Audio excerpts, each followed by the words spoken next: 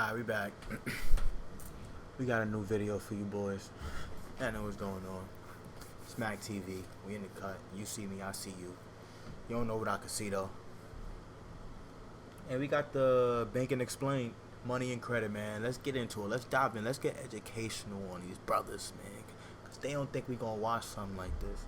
But they don't know what channel we at. They gonna learn today though. The international banking system is an enigma.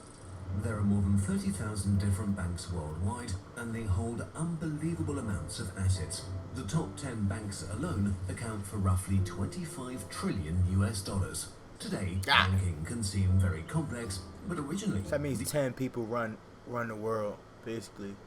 10 establishments. 10 establishments run the world.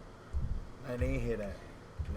Amounts of assets. The top 10 banks alone account for roughly 25 trillion US dollars.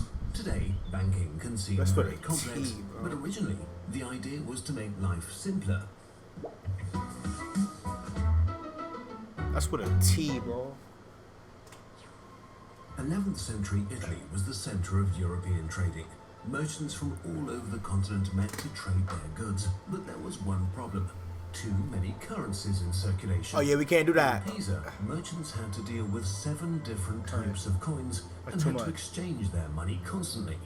This exchange business, which commonly took place outdoors on benches, is where we get the word bank from the word banco, Italian for bench. The dangers of... You telling me bench and bank is the same thing? Counterfeit money and the difficulty of getting a loan got people thinking. It was time for a new business model. Pawnbrokers started to give credit to businessmen while Genoese the pawnbrokers. Niggas know. If you in the hood, you know the pawn stars lit. You know what I'm saying? Shout out my neighborhood pawn stars, man. Banks spread all over Europe, handing out credit even to the church or European kings.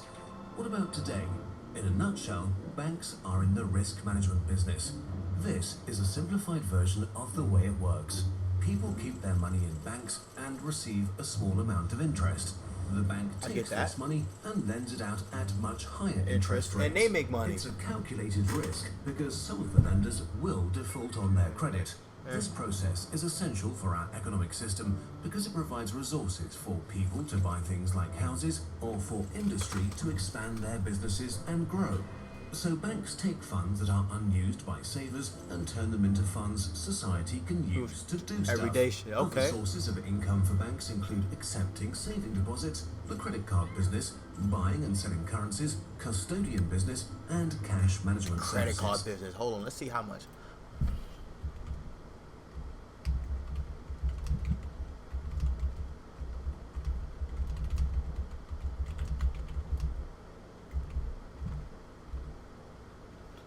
Let's see, like, what?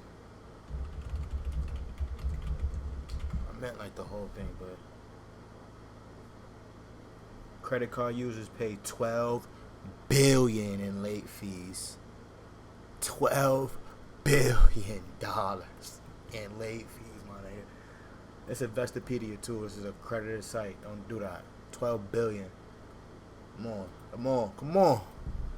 The main problem with banks nowadays is that a lot of them have abandoned their traditional role as providers of long-term financial products in favor of short-term gains that carry much higher risks.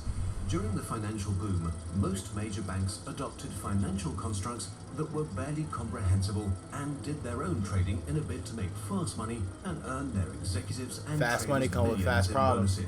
This was nothing short of gambling and damaged whole economies and societies.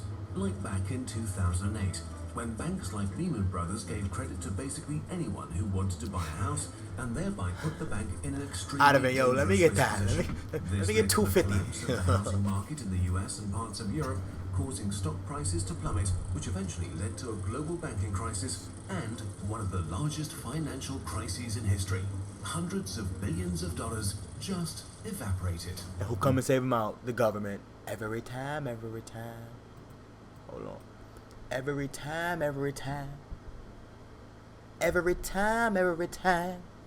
Government come and save the day. Not for me, for them. Or not for us, for them. Millions of people lost their jobs and lots of money. Most of the world's major banks had to pay billions in fines, and bankers became some of the least trusted professionals. The US government and the European Union had to put together huge bailout The packages EU, to some more purchase bad thieves, assets and stop the allegedly. banks from going bankrupt. New regulations were put into force to govern the banking business. Compulsory bank emergency. Who runs the EU? Hold on, who runs the EU? Who's on the parliament? Somebody put that in the comments.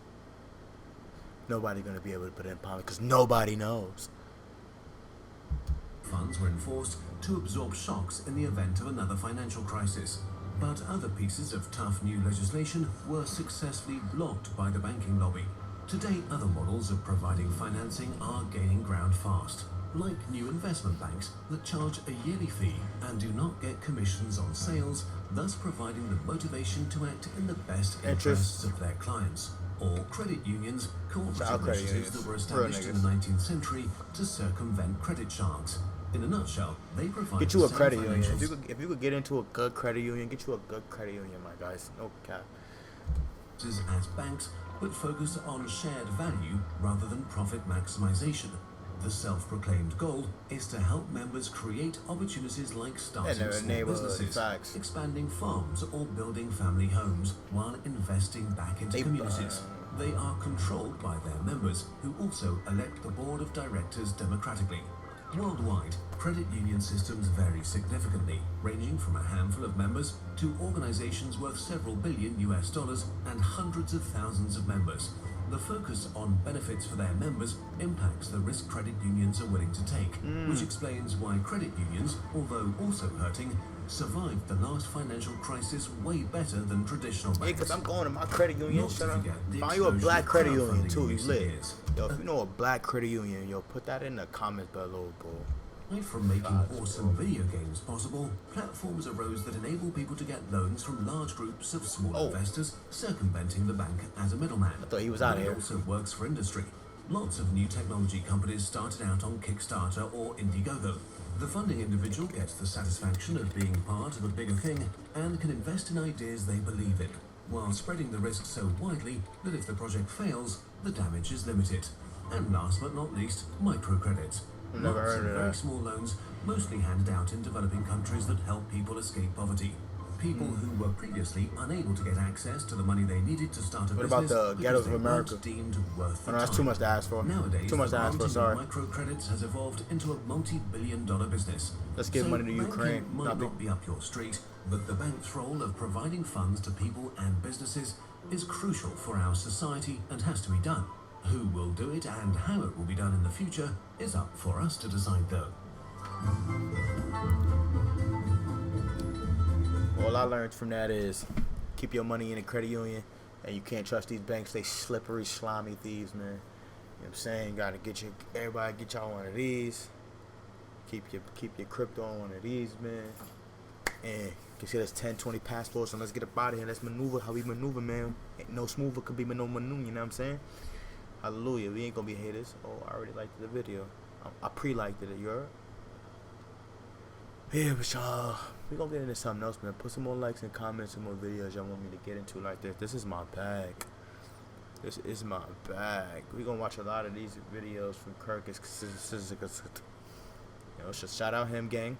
I got more videos coming for y'all today. That's one of many. And yeah, man, we back. Smack TV.